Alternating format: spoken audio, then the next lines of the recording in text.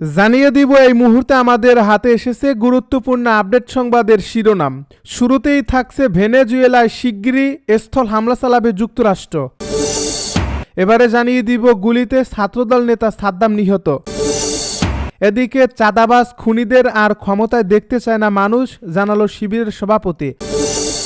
আরও থাকছে ইসরায়েলে গুপ্তচর নেটওয়ার্ক বিস্তারে ইরানের নতুন কৌশল। সব শেষে জানিয়ে দিব জেলেনস্কির সরকার অবৈধ, শান্তি চুক্তি এখন অর্থহীন বলছে পুতিন।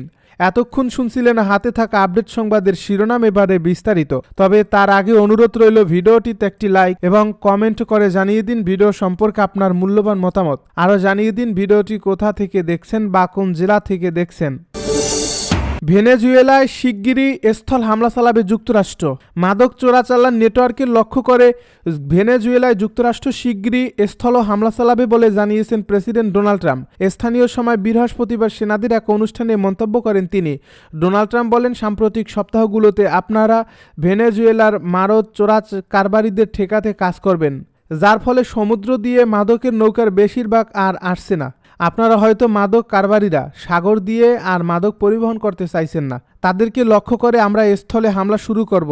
আমরা খুব শীঘ্রই হামলা শুরু করব। আমরা তাদের প্রতি সতর্কতা দিচ্ছি, আমাদের দেশে বিষ পাঠানো বন্ধ করুন। ভেনেজুয়েলাকে ঘিরে গত কয়েক সপ্তাহ ধরে ব্যাপক সামরিক প্রস্তুতি নিচ্ছে যুক্তরাষ্ট্র। ট্রাম্পের এমন মন্তব্য বলছে তিনি ভেনেজুয়েলায় হামলার সিদ্ধান্ত নিয়ে ফেলছেন। ভেনেজুয়েলার প্রেসিডেন্ট নিকোলাস মাদুরো এবং তার কিছু সহযোগীকে বিদেশি সন্ত্রাসী সংগঠনের সদস্যদের তকমা দিয়েছে যুক্তরাষ্ট্র। এতে করে এখন ভেনেজুয়েলার প্রেসিডেন্টের উপর আরও নিষেধাজ্ঞা এবং তার সম্পদ জব্দ করতে পারবে যুক্তরাষ্ট্র। তবে মাদুরোর উপর কোনো মরণাস্ত্র ব্যবহার করা হবে কিনা সেটি নিশ্চিত নয়। গুলিতে ছাত্রদল নেতা সাদ্দাম নিহত। ব্রাহ্মণবাড়িয়ায় আধিপত্য বিস্তার নিয়ে রাতে ফের গুলির ঘটনা ঘটছে। এতে ছাত্রদল নেতা গুলিবিদ্ধ হয়ে মারা গেছে। বৃহস্পতিবার মধ্যরাতে জেলা শহরের কান্দিপাড়া এলাকায় এই ঘটনা ঘটে। এর আগে বুধবার সন্ধ্যায় শহরের কান্দিপাড়া মাদ্রাসা রোডে আধিপত্য বিস্তার নিয়ে প্রতিপক্ষের এলোপাতাড়ি গুলিতে 3 জন গুলিবিদ্ধ হন। আহতদের মধ্যে টুটুল ও শিহাব জেলা সদর হাসপাতালে চিকিৎসাধীন রয়েছেন। নিহত সাদ্দাম হোসেন ওই এলাকার মোহাম্মদ মস্তমিয়ার ছেলে ও সদর উপজেলা ছাত্রদলের সাবেক সদস্য ছিলেন। নিহতের পরিবারের অভিযোগ সূত্রে জানা গেছে, বুধবার সন্ধ্যায় আধিপত্য বিস্তার নিয়ে ব্রাহ্মণবাড়িয়ার কান্দিপাড়া এলাকায় দুপক্ষের সংঘর্ষে 3 জন গুলিবিদ্ধ হয়।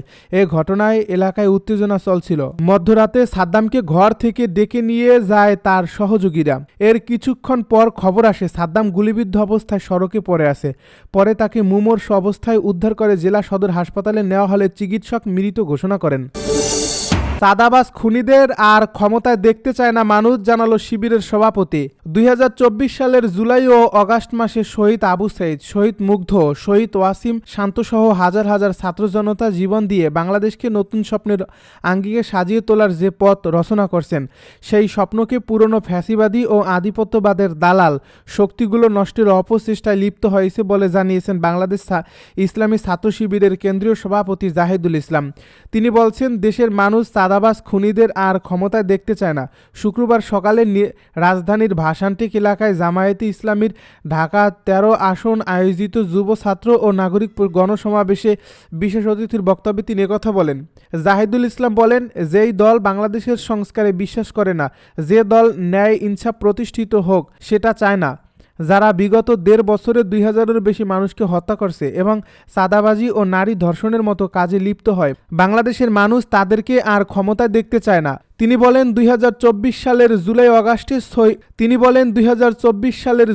আগস্টে শহীদ আবু সাইদ, মুগ্ধ, ওয়াসিম শান্তসহ হাজার হাজার ছাত্র জনতা জীবন দিয়ে বাংলাদেশকে নতুন স্বপ্নের আঙ্গিকে সাজিয়েছেন। কিন্তু পুরনো ফ্যাসিবাদী ও আধিপত্যবাদীদের দালাল শক্তি আবার ষড়যন্ত্র করছে। বিগত সময়ে ইসলামী ছাত্র শিবিরের উপর দমন নির্যাতনের ইতিহাস তুলে ধরে শিবিরের সভাপতি বলেন, 1977 সাল থেকে আজ পর্যন্ত শত শত শিবির কর্মীকে হত্যা করা হয়েছে, অনেককে গুম করা হয়েছে, রিমান্ডে নেওয়া হয়েছে, ক্রস ফায়ারের নামে গুলি করে হত্যা করা হয়েছে। জুলাই আগস্টের পর থেকে আমাদের 7 জন ভাইকে ফিরে পাওয়া যায়নি।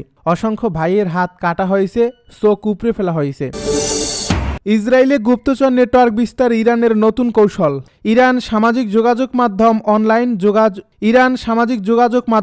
অনলাইন যোগাযোগ, আর্থিক প্রলোভন এবং ইসরায়েলি সমাজের সামাজিক মানসিক দুর্বলতাকে কাজে লাগিয়ে দখলকৃত অঞ্চলে নিজেদের গুপ্তচর নেটওয়ার্ক দ্রুত বিস্তৃত করছে। সাম্প্রতিক বছরগুলোতে তেহরান ও তেল আবিবের মধ্যকার উত্তেজনা ও শ্যাডোওয়্যার যত বেড়েছে ততই বেড়েছে উভয় দেশের গোয়েন্দা যুদ্ধের তীব্রতা। বিশ্লেষকদের মতে ইসরায়েলি সমাজে চলমান রাজনৈতিক অস্থিরতা, অর্থনৈতিক চাপ, জাতিগত ধর্মীয় বিভাজন ও সরকারের প্রতি অবিশ্বাস ইরানের জন্য এক অনুকূল পরিবেশ তৈরি করছে। এই পরিবেশকে কাজে লাগিয়ে তেহরান বহু ইসরায়েলি নাগরিককে সাইবার যোগাযোগের মাধ্যমে টার্গেট করছে। ওয়াশিংটন ইনস্টিটিউটের তথ্য অনুযায়ী 2013 থেকে 2025 সাল পর্যন্ত ইসরায়েলে 39টি ইরান সম্পর্কিত গুপ্তচর বৃত্তির ঘটনা চিহ্নিত হয়েছে, যার মধ্যে 31টিতে ইসরায়েলের নিজেদের নাগরিক যুক্ত ছিল, যাদের বেশিরভাগের বয়স কিশোর থেকে কুড়ির কোঠায়। তথ্য বিশ্লেষণে দেখা গেছে ইরান টেলিগ্রাম, হোয়াটসঅ্যাপ, ফেসবুক ও ইনস্টাগ্রাম মতো প্ল্যাটফর্ম ব্যবহার করে আর্থিক প্রলোভন, মানসিক দুর্বলতা ও সামাজিক বিচ্ছিন্নতাকে কাজে লাগিয়ে গুপ্তচর সংগ্রহ করছে। জেলেনস্কির সরকার অবৈধ, শান্তি চুক্তি এখন অর্থহীন বলছে পুতিন। রাশিয়ার প্রেসিডেন্ট ভ্লাদিমির পুতিন বলেছেন ইউক্রেনের বর্তমান সরকার অবৈধ এবং তাদের সঙ্গে কোনো ধরনের চুক্তি করা অর্থহীন। তিনি আরও জানান, যুক্তরাষ্ট্রের প্রেসিডেন্ট ডোনাল্ড ট্রাম্পের প্রস্তাবিত পরিকল্পনাটি কোনো খসড়া চুক্তি নয়, বরং আলোচনার জন্য উত্থাপিত কিছু বিষয় মাত্র, যা ভবিষ্যতের চুক্তির ভিত্তি হতে পারে। পুতিনের দাবি, ইউক্রেনের প্রেসিডেন্ট ভলোদিমির জেলেনস্কির মেয়াদ শেষ হওয়ার পরও নির্বাচন না হওয়ায় কিয়েভ সরকারের বৈধতা নষ্ট হয়েছে। তবে কিয়েভ বলছে রাশিয়ার আগ্রাসন ও চলমান সামরিক আইন পরিস্থিতিতে নির্বাচন সম্ভব নয়। 3 দিনের কিরগিজস্তান সফর শেষে সাংবাদিকদেরকে পুতিন বলেন, রাশিয়ার অবস্থান যুক্তরাষ্ট্র বিবেচনায় নিলেও আরও অনেক গুরুত্বপূর্ণ বিষয় আলোচনা করা প্রয়োজন। তার ভাষায়, আমাদের গুরুত্বের সঙ্গে বসে কথা বলতে হবে, প্রতিটি শব্দ গুরুত্বপূর্ণ। রুশ প্রেসিডেন্ট বলেন, ইউক্রেনীয় সেনারা তাদের দখলে থাকা অঞ্চল থেকে সরে গেলে যুদ্ধ বন্ধ হতে পারে। যদি তারা না সরে তাহলে আমরাও বল প্রয়োগে তা বাস্তবায়ন করব।